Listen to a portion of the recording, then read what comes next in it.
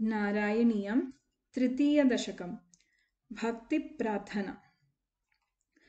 पठन्तो नामानि प्रमदभरसिन्धौ निपतिताः, स्मरन्तो रूपं ते वरद कथयन्तो गुणकथाः। चरन्तो ये भक्ताः त्वयि खलु रमन्ते परममून्, अहं धन्यान् मन्ये समधिगत सर्वाभिलषितान्।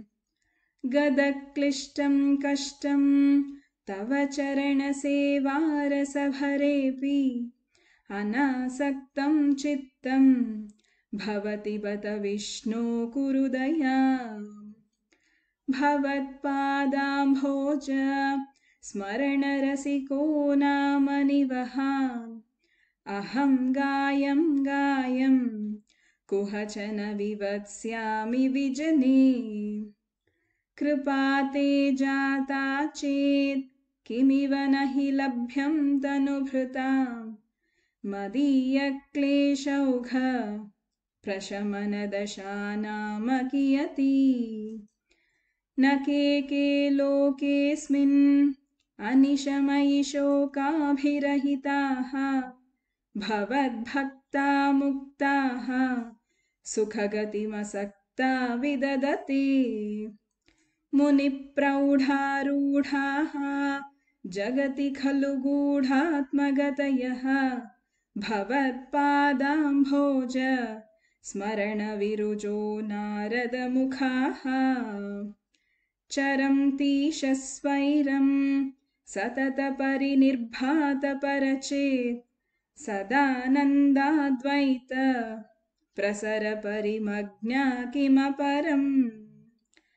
भवद्भक्तिस्पीता भवतु मम सैवः प्रशमयेत्, अशेषक्लेशौघं न खलु हृदि सन्देहकणिका। न चेद्वासस्योक्तिः तव च वचनं नैगमवचः, भवेन्मिथ्यारध्या पुरुषवचनप्रायमखिलम्।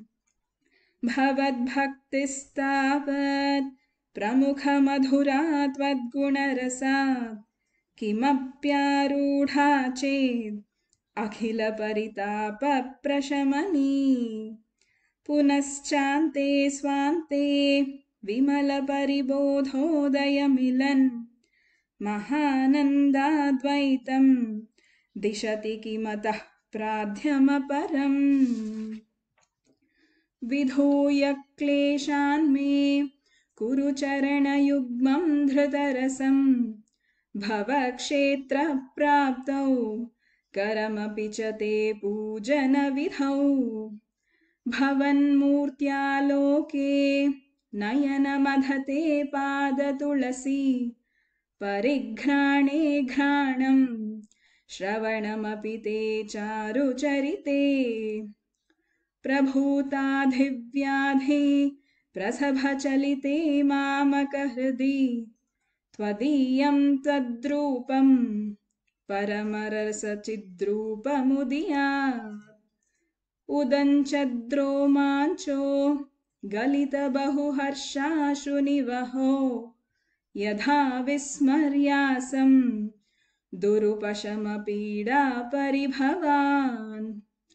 मरुद्गेहाधीश त्वयि खलु परां चोऽपि सुखिनः, भवत्स्नेही सोऽहं सुबहु परितप्ये च किमिदम्। अकीर्तिस्ते माभूत् वरदगदभारं प्रशमयन्, भवद्भक्तो तंसं झटिति कुरु मां कंसदमन।